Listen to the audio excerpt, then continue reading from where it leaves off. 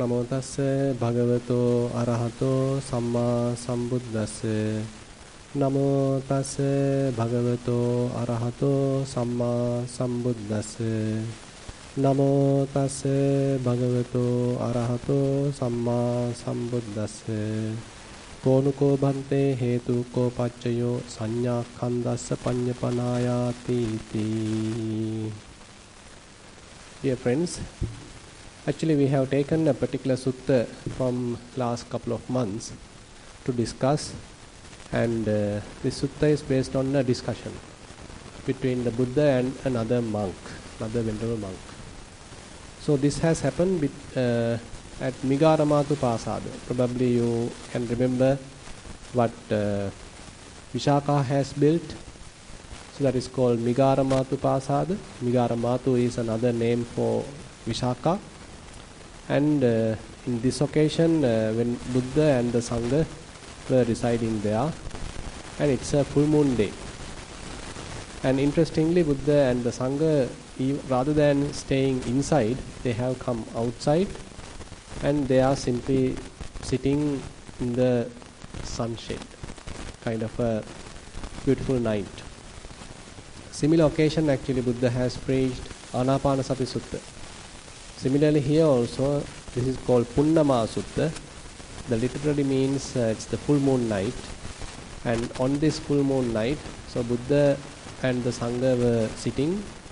And on that occasion, one monk raised from his seat and he wanted to excuse the Buddha. Bhante, if you are all right, if it is not a burden, may I ask several questions? And Buddha said, no problem, you can ask questions, you can sit and ask questions. So Buddha asked him to sit, and then while being seated, you can ask questions. So then he again sat down, and now he is asking a series of questions. Altogether there are 10 questions. And particularly asking about the aggregates. Now starting from the very beginning.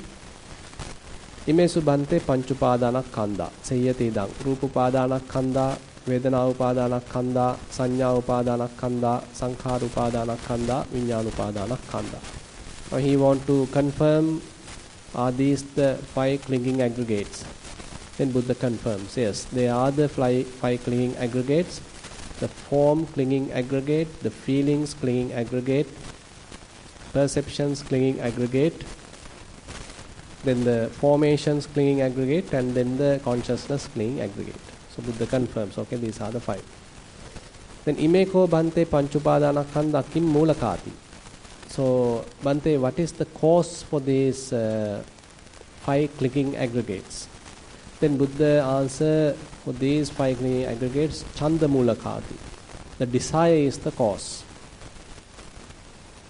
And another line, probably you can remember, what is the dukkha satya?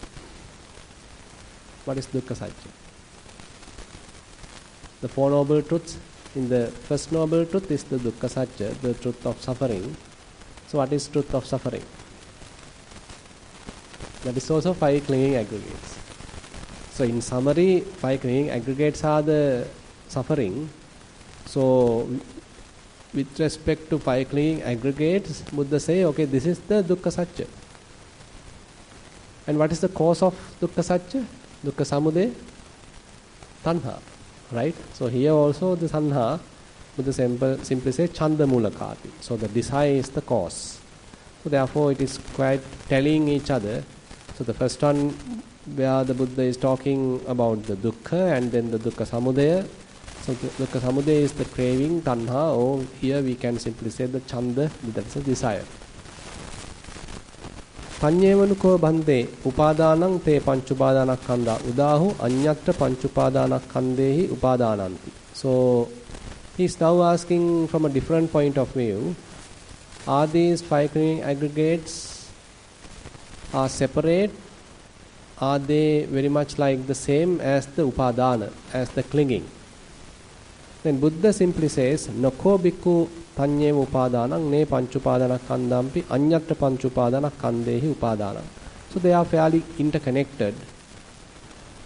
Apicca ye thatta chandarago tang thatta upadānanti. They are interrelated, but particularly this Chandaraga, this desire, this attachment, this grasping. So that is the Upadana. So the aggregates can be in a way separated, but continuously we are going through some sort of clinging, grasping, attachment, desiring. So then they are becoming more and more closer to us. We get tangled to them, and we are trapped in them. So this trapping, this attachment, this clinging, grasping, so that is the issue in a way. So that is separately being highlighted. So they are the 5 clinging aggregates. But clinging is the issue. Clinging is in a way, it's an additional thing, seems like. Siyapana bhante panchupadanakkhandhe chandaraga vemattatapi. Is there any difference between this clinging? Is there any difference between this attachment, this desire? Then Buddha says, yes, there is a difference. So what is the difference? Evang ruposiya anagata maddhanam.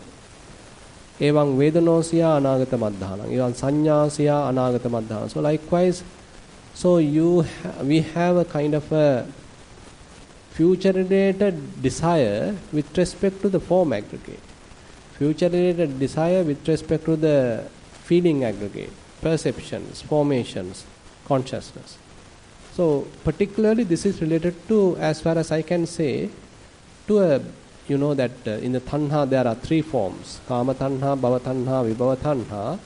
So this is very much like highlighted by the bhava tanha.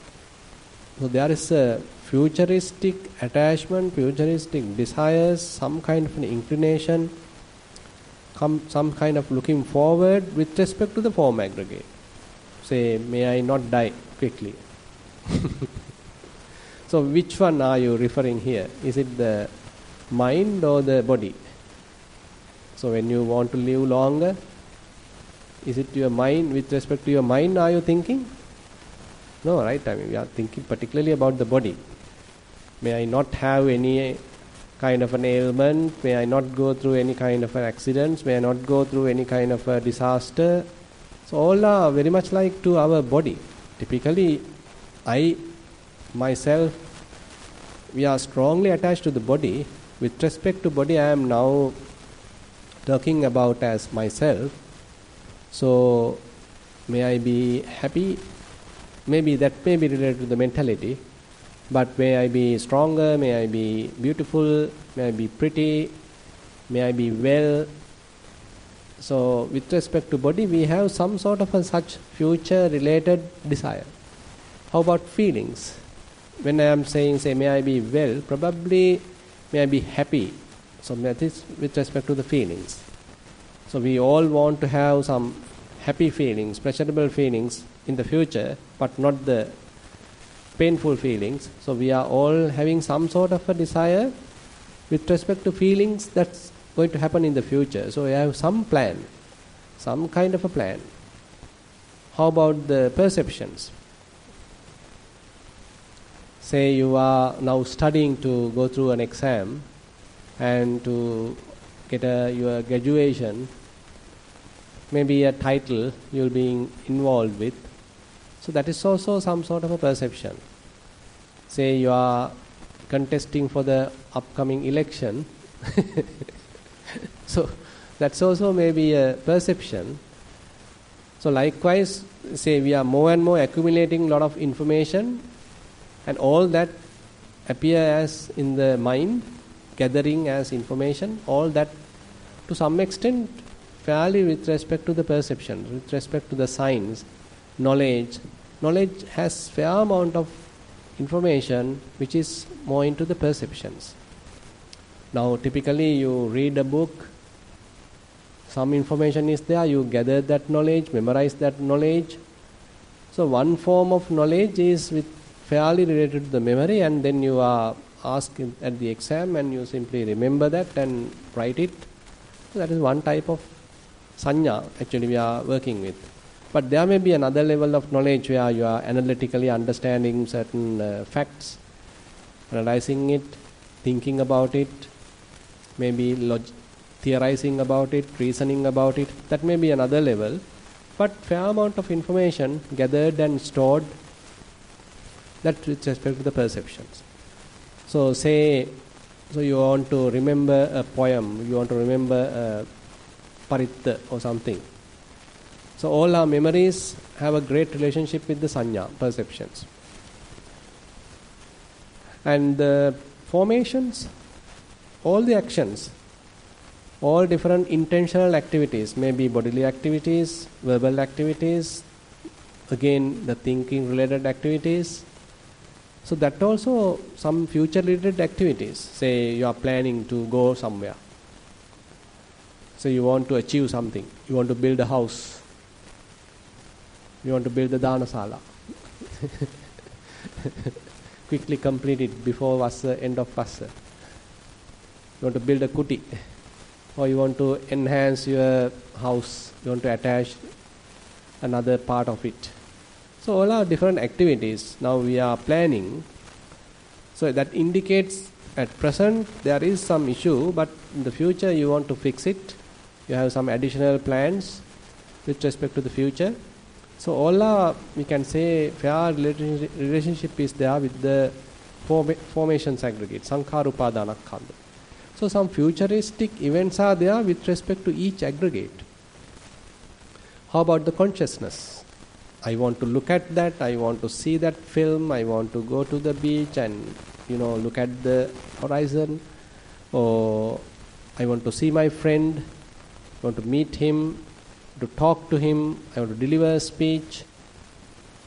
So through our senses we have many activities, and you may have different plans with respect to those activities, and activities have some relationship to the sankhara, as well as when you are operating with using the senses, chakku vijnana, sota vijnana, all that, at that level some consciousnesses also get involved.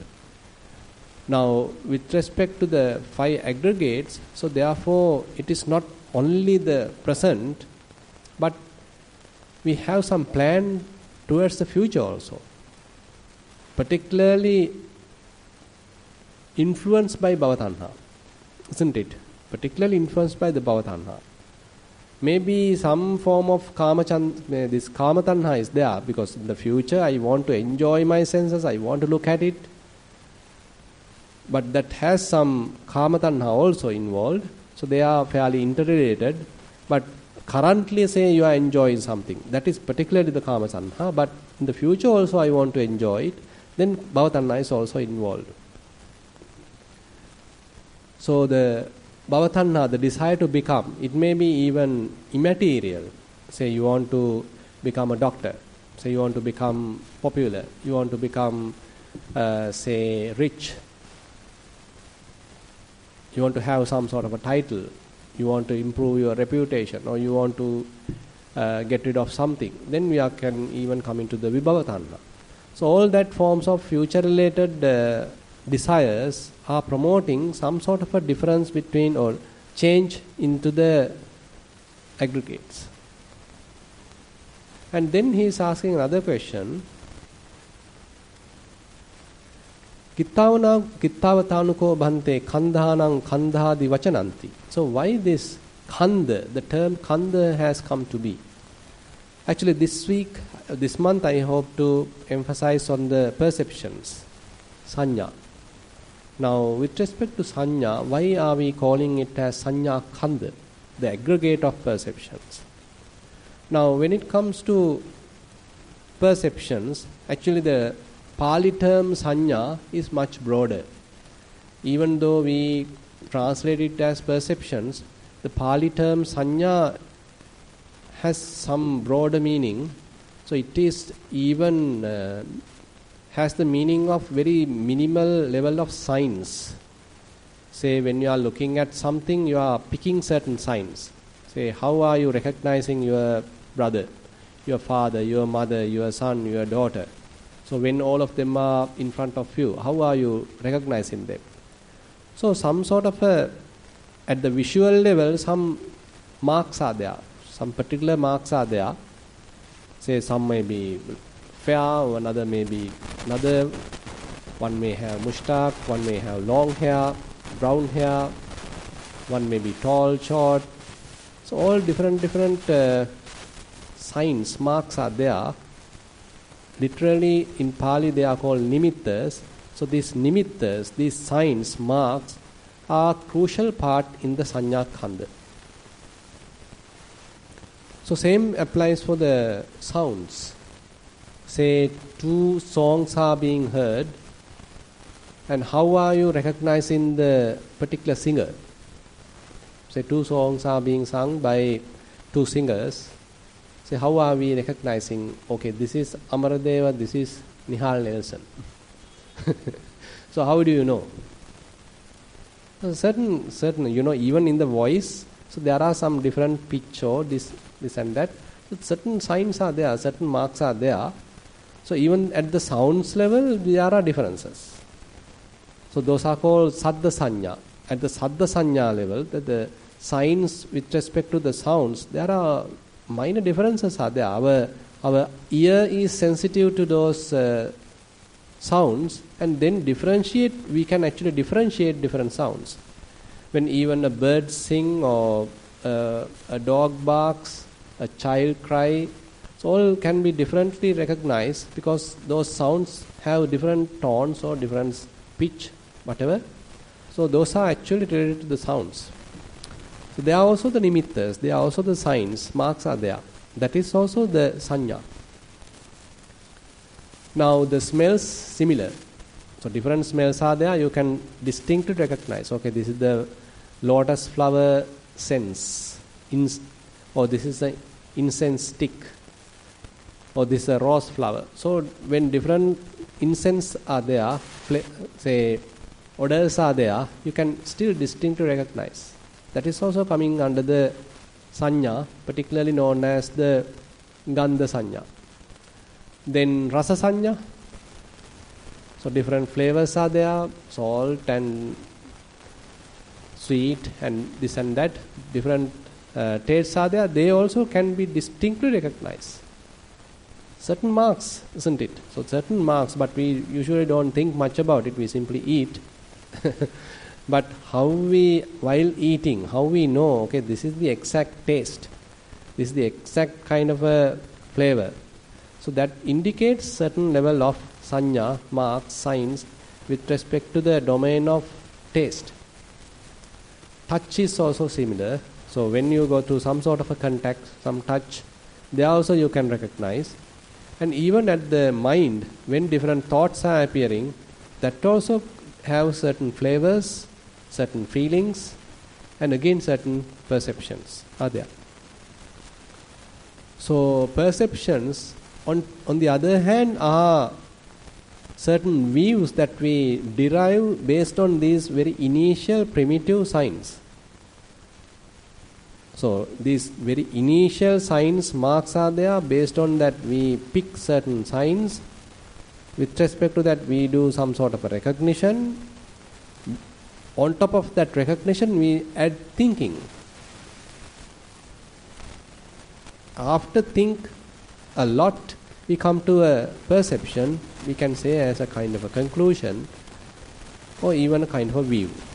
So therefore at different levels Buddha introduced, actually 3 levels are there. Sanya vipallasa, chitta vipallasa, ditti vipallasa. So at the very sensory level, these are called distortions. Now there may be certain signs, but we can't actually pick the exact sign. The actual sign. The actual sign being distorted by our own raga dosa moha. Our own attachments, our own biases, our own kind of prejudices, all are now coming to the picture. Now everything gets distorted.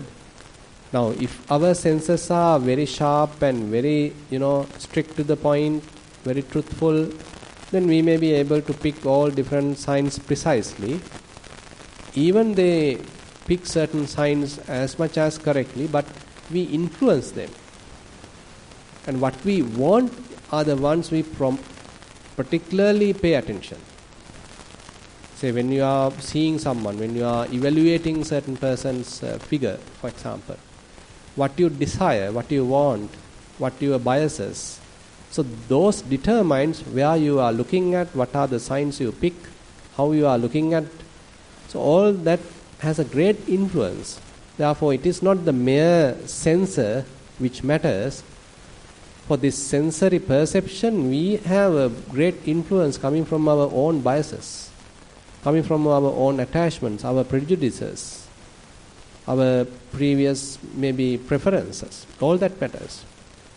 So therefore, at the sensory level, at this perception level, there is a considerable amount of distortion happen. So therefore, Buddha say there are these kind of, instead of actuality, we are coming to a kind of a distorted view, rather say distorted perception. We call that sanya vipallasa.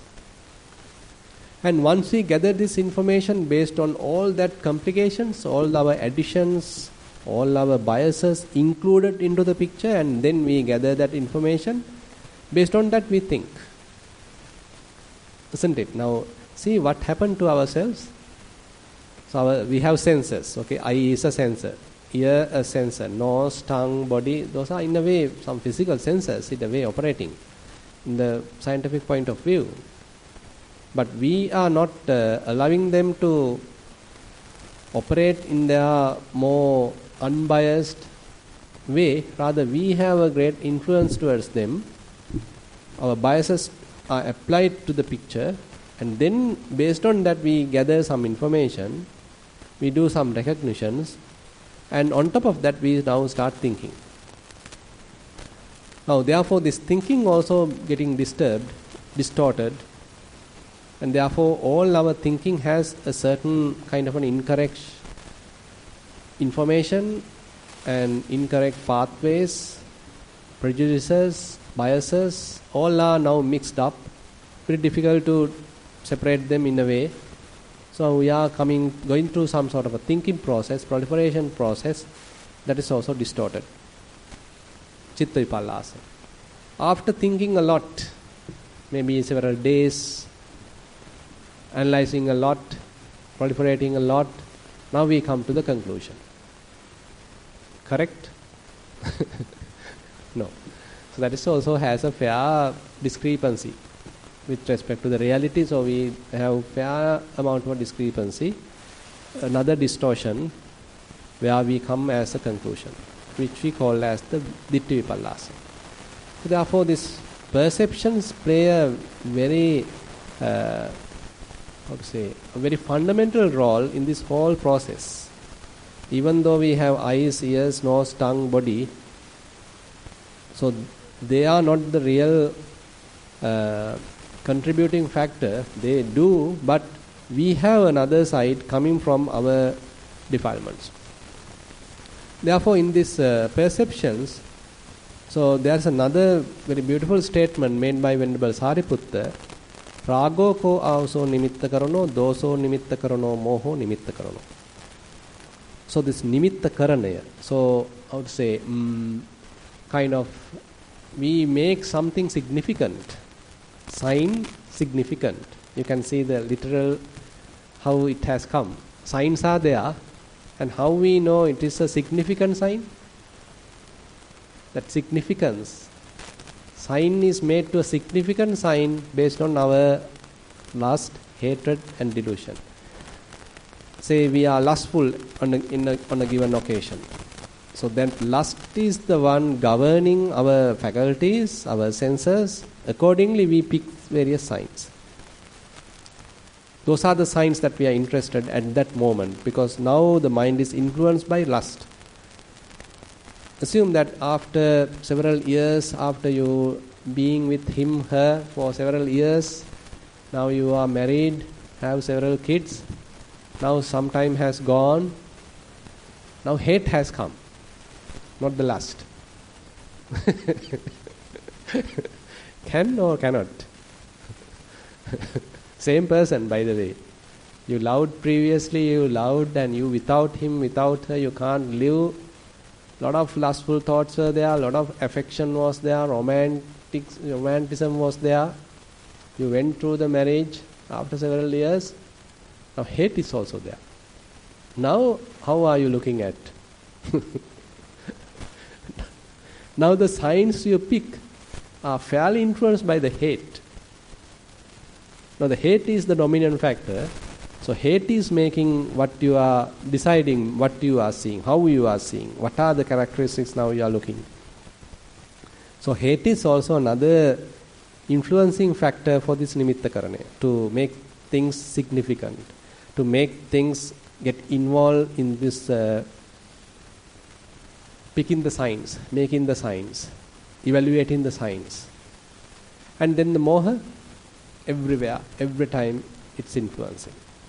So we whenever we see things, the moha is there. We make things. Actions are there, processes are there, but we can't understand that, but we make things. We make people, we make persons, we make individuals. We recognize at the individual's level. We recognize at the object's level. And so fair amount of moha, ignorance is coming to the picture.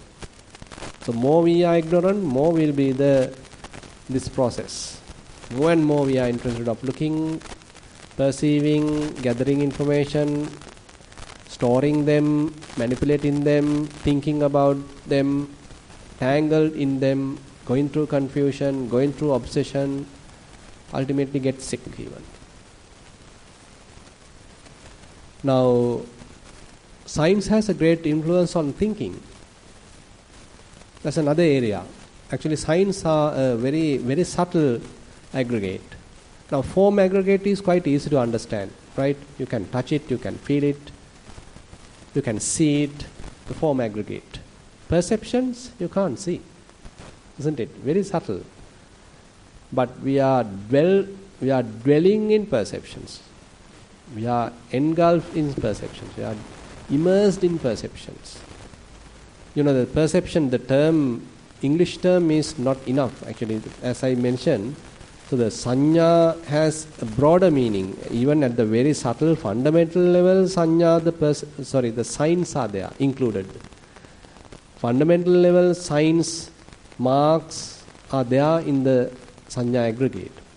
And based on that, we do the thinking and ultimately come to a kind of a conclusion, a perception. We have certain biases, preferences. Those are again coming under the perceptions aggregate. So perception aggregate is a very broad aggregate.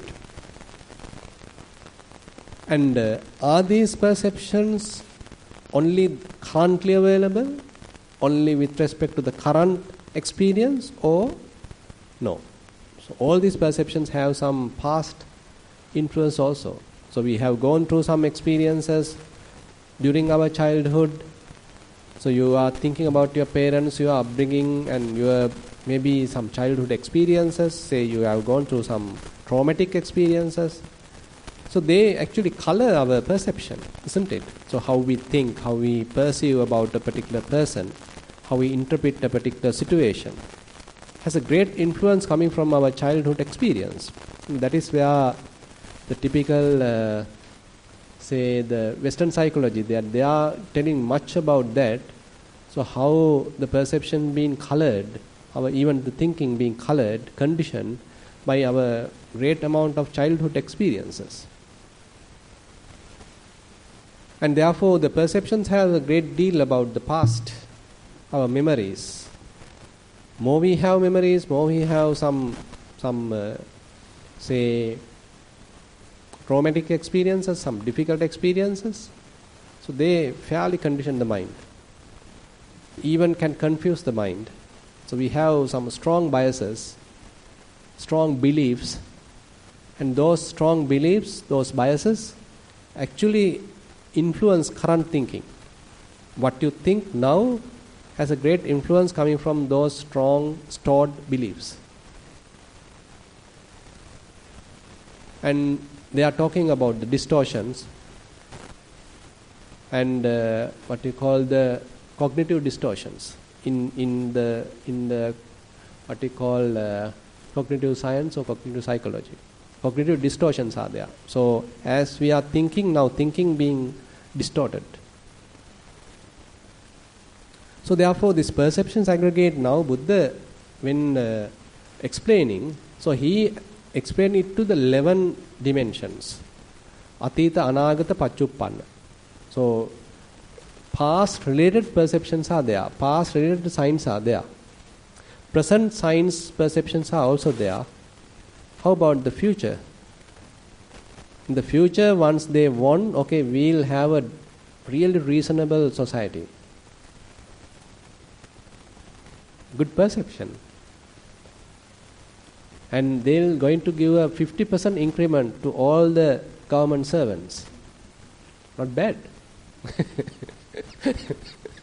It's true that they have published that in 2025.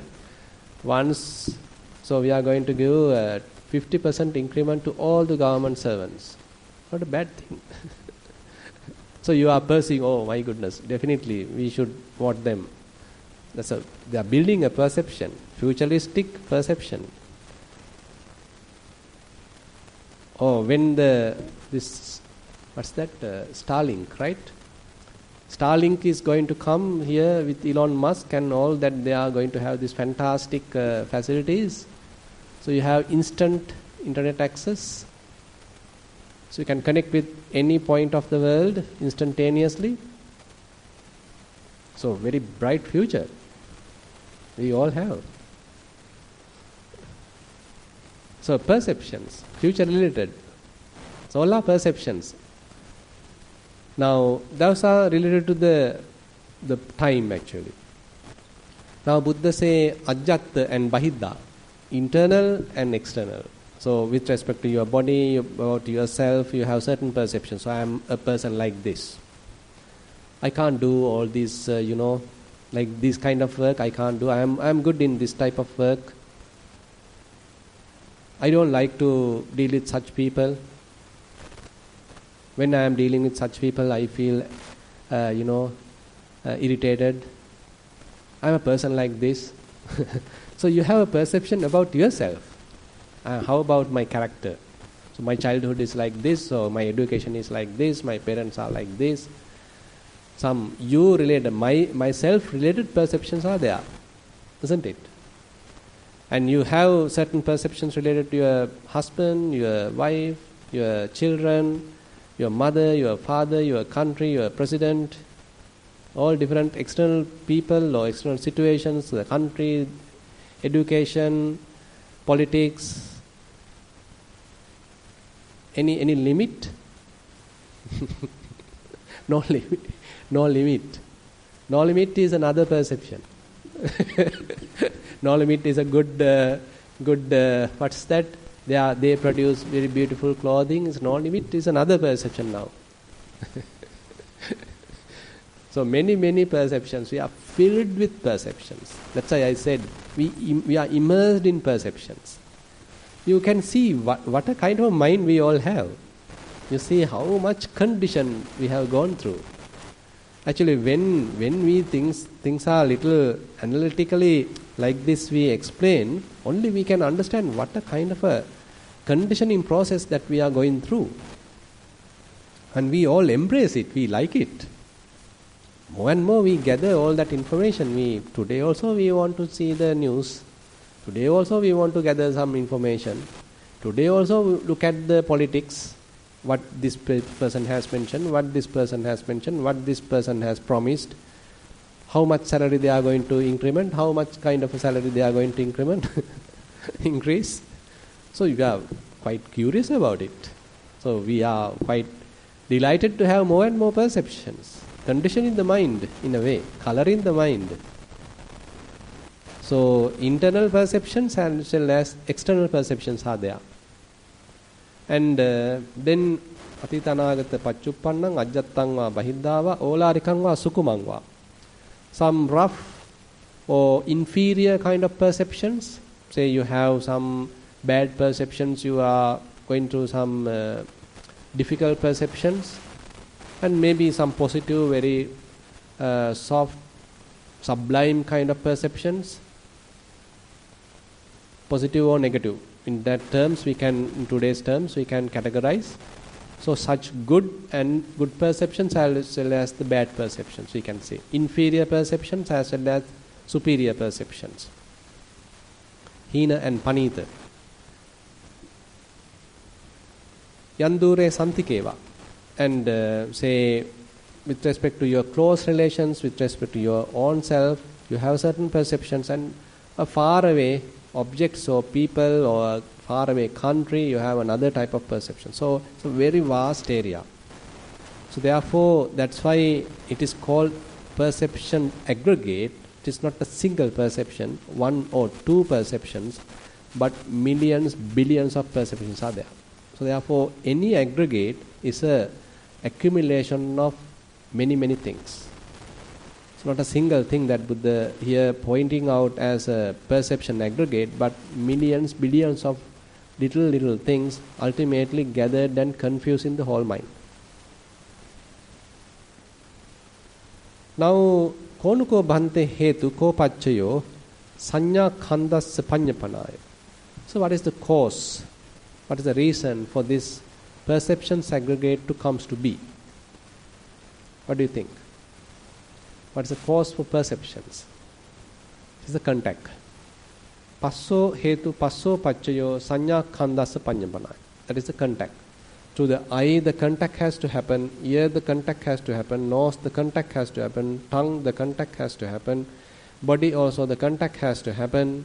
Mind also, another contact has happened.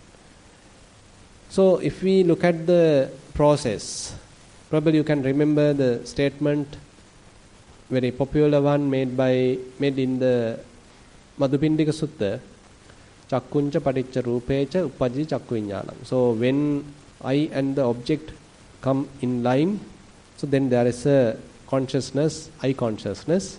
So this process continues again and again. Now possibility of contact is there. Two sides into the contact. So the physical contact as well as the recognition part. Now the contact is there. Pasapaccha vedana. So it produces the feeling. Yang vedeti sanjanati. So when you go through some sort of a feeling, you want to recognize it. So what is that feeling? What is it? You want to give a name, you want to add a label. So naming, labeling, all are perceptions. Say when there is a touching sensation, so how you recognize it? So you want to give a name, this is that, this is this. We are adding a label, we are adding a name. So all actually fair amount of labeling is there, naming is there. That comes under the recognition part, dealing in the perceptions aggregate. Yang vedeti tang sanjanati, yang sanjanati tang vitakketi. Now you get into think. Now the thinking begins. You want to think about it. Now the thinking begins. Now you are intentionally thinking. You participate. You participate in thinking. Maybe this thinking, is it properly streamlined thinking? Well directed, well organized, proper yoniso manasikara? Or it's completely ad hoc kind of thinking? Typically it is ad hoc kind of thinking. So it has a great influence, as I said, coming from different directions, lust, hatred, delusion, etc. Now you think to the past, you think to the future, you think to your imaginary things. So many different thinking is going on, many directions, multi-directions, and it is now promoting, it is now being aggravated, gathering the momentum. Now you can't stop. We call papancha. Now we go through the conceptual proliferation. Now, sorry. Now we are trapped in thinking, proliferating. Now we are a victim. So, this perception aggregate has a great deal in promoting thinking. Now, probably we all have given names to everything we have around us, right? Now say in this Kalalgoda, in this area, is there anything which has no name? Now assume here each individual one of us has a distinct name. So this has a name. Has a name, right? This has a name. This has a name. This has a name. This also has name. So everywhere names are there, labels are there, isn't it? So everywhere we are very good in adding labels. We are very good in labeling. We are good in naming. So we are the ones producing them. So if we ask your puppy or your dog, whoever, your pet, so what is the name of this? So you don't know, you simply make a noise, that's all. They don't know these names unless we try to teach them also. So these human beings are even complicating the animal realm. So they simply want to see, they simply want to know themselves. But now we are introducing this and that. Okay, you bring that, you bring that. You are training the dog also to carry different objects. Names are there. We are teaching. We think we are teaching them. We are educating them. So that's what we do. We are adding more and more labels. We already added. Mass of labels are there. Mass of information is there. Libraries of things are there. Volumes of information is there.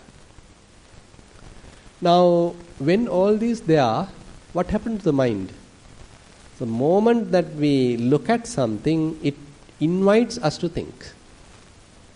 It promotes or triggers thinking.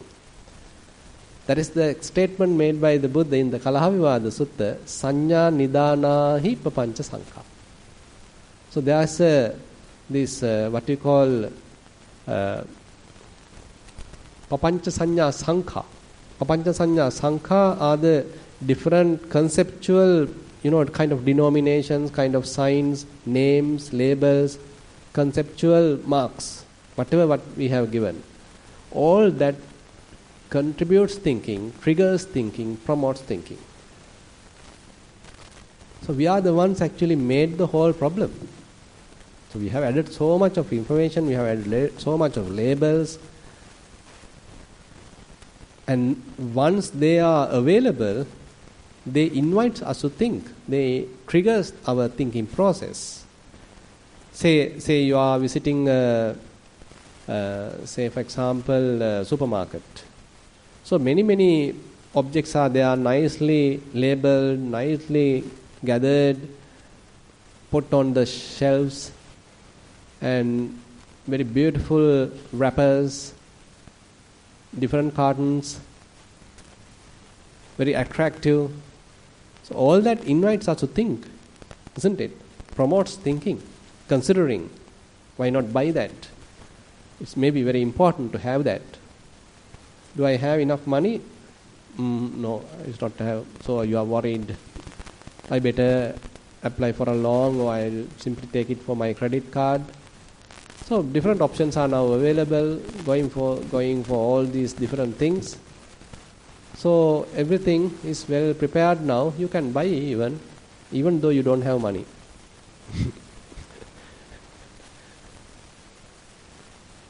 Thanks to the credit card. So they are very, very, they really like us. They really want to, really compassionate towards us. The moment we want something, we can simply give our credit card. They are simply giving it free. So we take it to our home.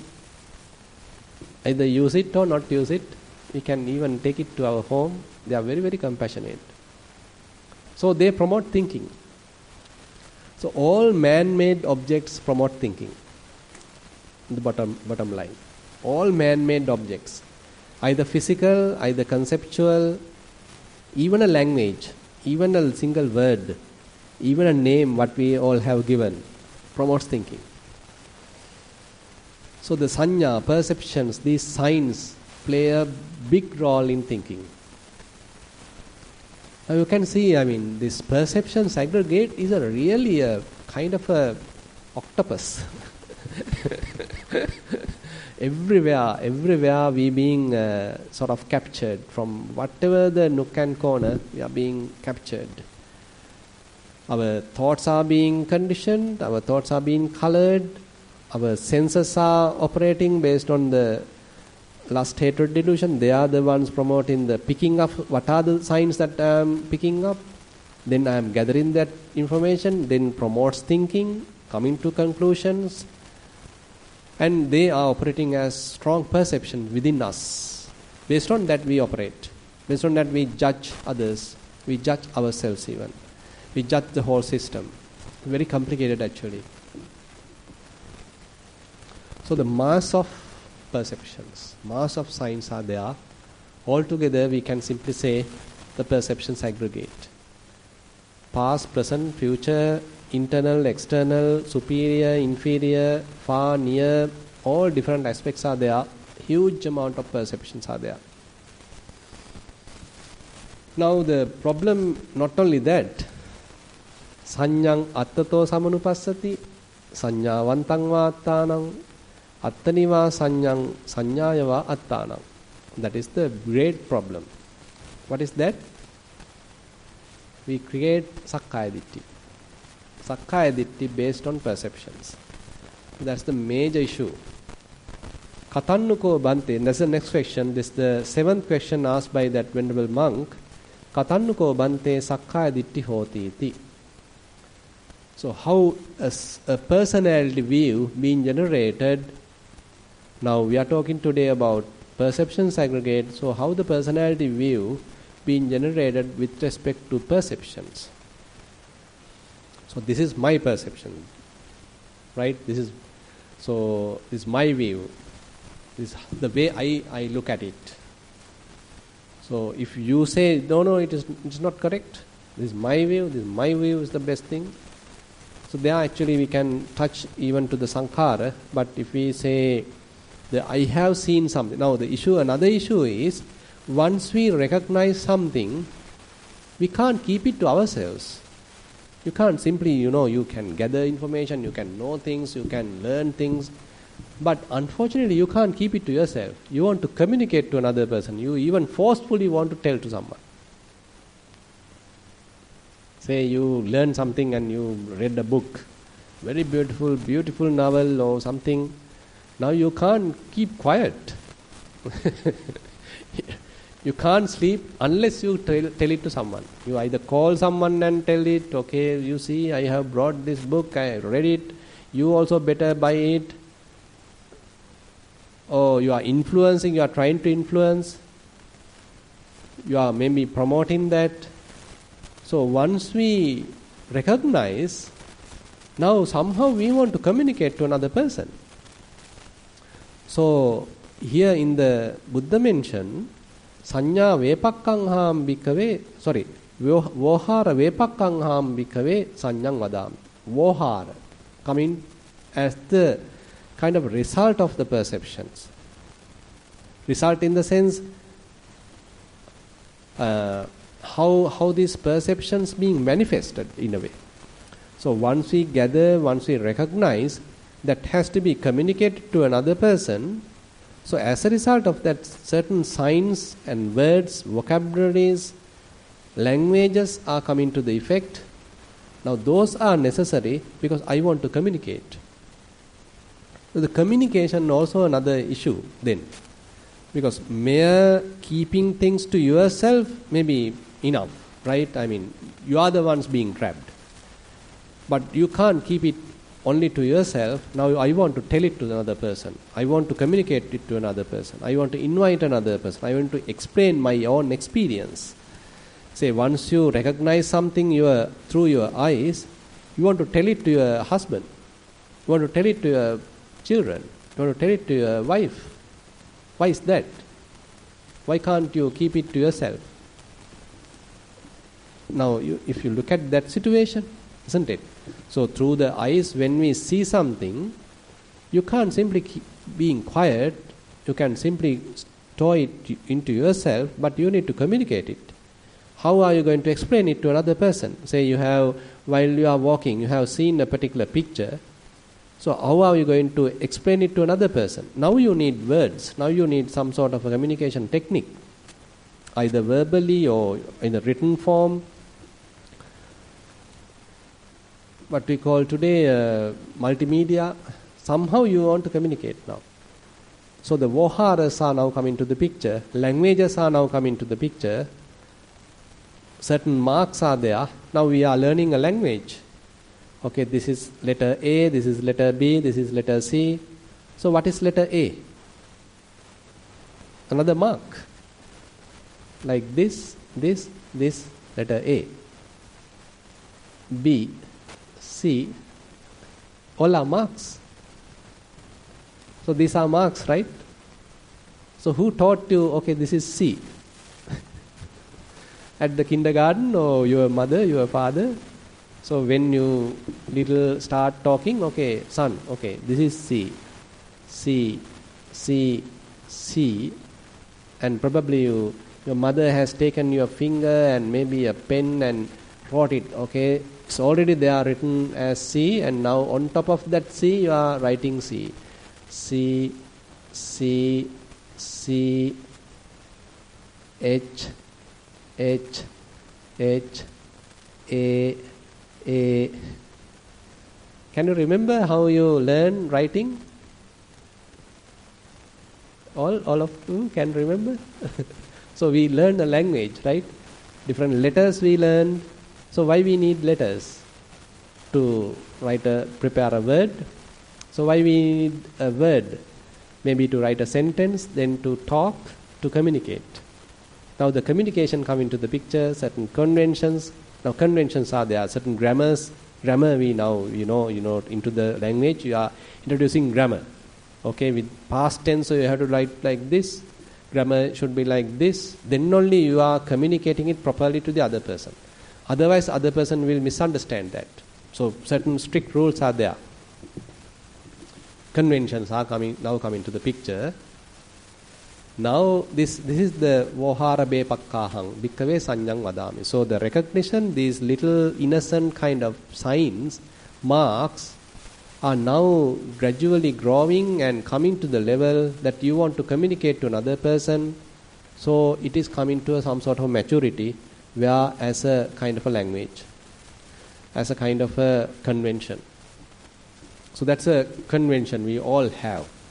As Sri Lankans, okay, there is a type of a convention. As say another country, they may have their own convention. So likewise, now very, very complicated in that sense, how these things have grown, to what extent these things have grown. Now all that we can consider, these are my convention, this is my language, this is my letter, this is my name, this is how I like my name, how I write my name, this is my education, this is my knowledge, this is how I look at it, or this is how I recognize it, and probably you have recognized it differently. So if these two are not tallying each other, then there may be a conflict. So I strongly attach to the way I have recognized it, isn't it? So now I have another picture coming to the situation, say I try to own it, I want to grasp it, I want to take it, or I want to represent myself based on that. I am building a personality based on the perceptions. I am building a personality based on the information, based on the language, based on these marks, signs. Now we are utterly complicating the whole situation. So this is how we live. So how are we claiming as ourselves? We as Sinhalese, we as Buddhists. So these are kind of perceptions, names, labels, traditions, conventions. So we strongly adhere to them, strongly attach to them, we like them, we value them, and we appreciate them, we even stand for them, we can even fight for them. Even for a single name. Say someone want to change a particular name. Say someone want to change the national anthem. How many of you would like? Can you raise hand? From tomorrow onwards, national anthem going to be sung in Tamil. Everybody like? Now there was an issue also. And during one type of occasion, at the beginning they sang the national anthem in Sinhala. At the end they sang it in Tamil. I heard that's not the issue, I think. The conflict came out somehow, not went to the level of killing each other, but fortunately stopped at somewhere in between. And even in our own past in Sri Lanka, so I think they want to bring the Tamil language also as a national language. So we Buddhists don't want it. We Sinhalese don't want it. We should stop it. Because Sinhala language is the best language, That should be respected. How can we consider Tamil as a similar level? Isn't it? So we fight for that. We stand for that. We strongly adhere to that. We can even kill another human being for that, for the language. So this is how the personality is being built. So we strongly adhere to some kind of this accumulated information as me, myself, it is belong to me, this is what I represent. A strong adherence, strong attachment, strong mental standpoint. So these are all actually, this is how we are building a personality. Say, when other human beings are there, how are we standing ourselves as a Sinhalese, as a Buddhist? So that's a kind of a personality, as an individual, as a special person. So this is my mother tongue, this is what I have learned, this is my culture, this is my upbringing, all this culture, this is how I have conditioned myself, so I am better than you. How can you talk to me like this? How dare you tell this to me? So we stand for that. Then the personality view is already there. So all this actually is what promoted by the whole religion, all our nationality and all that, whole education system, they are promoting all this. Actually without it also we can't actually, as a nation, can't progress, because we like that ignorance. And that ignorance promote kind of a strong kind of eagerness, some sort of a progress. As a separate individual nation, we want to stand up, we want to fight for that, we want to fight for freedom. Now simply can you fight for freedom when there is nobody there? You can't fight, right? When someone is telling, okay, there is no person there, you simply give up everything. So then who is there to fight? Nobody to fight. So in order to fight, you need to strongly inculcate all these perceptions. Okay, you are brainwashing, isn't it? So you brainwash. All these perceptions are slowly ingrained to the mind, strongly adhere to that. So that's how the whole that terrorism has grown, So they taken children, so that's easy for them to inculcate all these different perceptions into their mind. Okay, Sinhalese are brutal and they killed these people, they polluted, all that they are inserting to the little children's mind. Now very easy to give a gun and ask them to kill. So you can see how the perceptions are actually manipulated in a way, so that we can stand for against another human being. Strongly adhere to this personality view, coming particularly from these perceptions. It's a vast subject actually. More we analyze, we can see how we are trapped in these different perceptions. Very, very, in a way, very complicated. So that's why, when it comes to Vipassana, so we need to find out a way.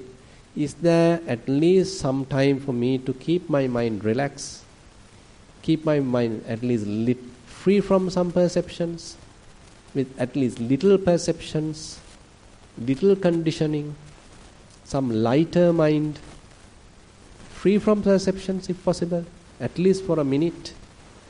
So you can imagine, what a type of a area that Buddha is pointing out. So when we know the depth of the problem, isn't it? So when we know how as human beings, how much we are being trapped, how much we are being conditioned from our childhood. So when we know the depth of the problem, complexity of the problem, then we can appreciate what Buddha has done. So the method that he has explained and the techniques that he has explained us, and if we are able to practice it and enjoy it even for a short moment, then we might feel the relief. We can understand at least even that given moment, okay, I am free from all that conditioning. So we'll look into that, the other side, how we are going to have no personality view, how to overcome that, maybe tomorrow. And with that note, I'll conclude today's Dhamma sermon. Thank you very much for attentive listening. Okay, that's a short sharing of merits. Today's lunch dana was in memory of Sam and Nanda Samarajiva. May their sansaric journey be short. And there's a special sharing of merits, particularly for the owner of this residence, to Gangarame Punnyanumodana for Podihamaduru. As we all aware, Venerable Kalalgoda Thero passed away early this month.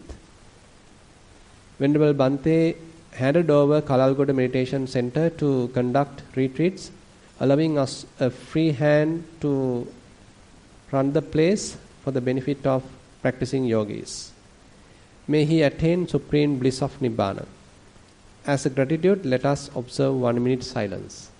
So there's an invite coming from the organizers, and I think it is worth, because this place was simply an abandoned place about, I think, 7 years ago.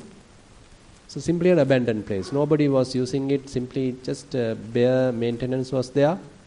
And then I think when Dhammavihari has noticed it, then Bhante Dhammajiva was communicated, and then they started this remunerated, right? This place, and simply started conducting retreats. And then this Gangarame Podihamaduru has generously allowed Nissarana to conduct retreats, and from that point onwards we are continuously conducting retreats. Now it has expanded to every weekend. Now there are something is there. Even to the Poya days now activities are there.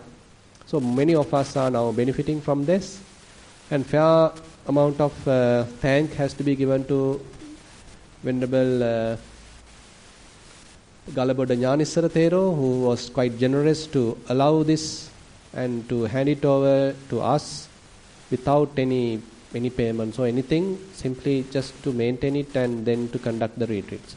So it's worth that we pay gratitude towards him. So we'll spend few minutes in silence, and if we gather fair amount of merits from today morning, and we went through our practice, and we participated in a Dhamma discussion and listened to a Dhamma sermon, all the merits what we have accrued we'll pass to Venerable Thero, and again we wish him to attain supreme bliss of Nibbana, and with some loving thoughts we'll spend 1 minute in silence.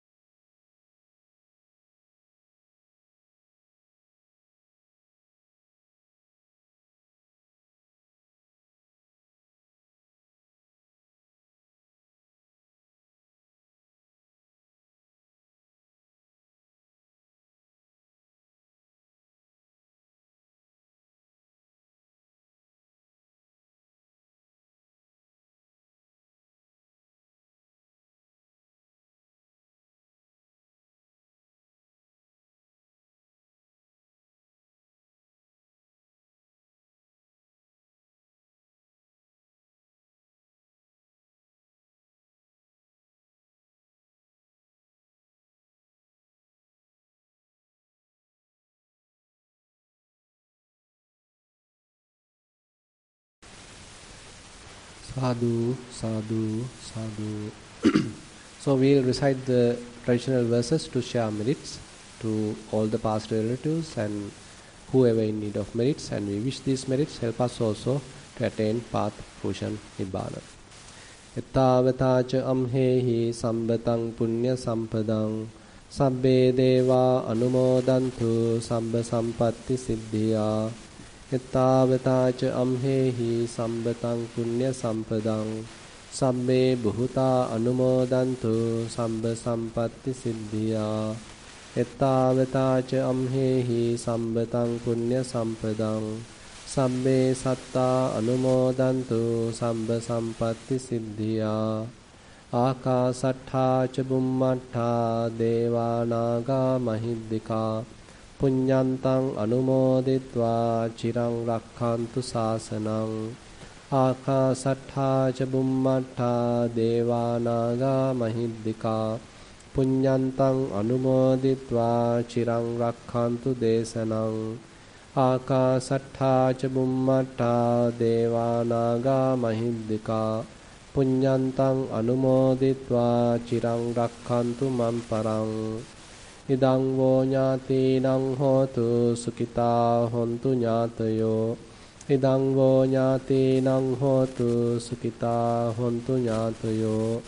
Idang vo ñātīnaṃ hotu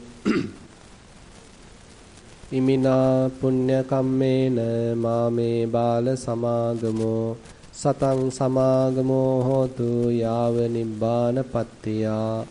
Imina punya kammena māme bāla samāgamo satang samāgamo hotu yāva nibbāna pattiyā. Imina punya kammena māme bāla samāgamo satang samāgamo hotu yāva nibbāna pattiyā.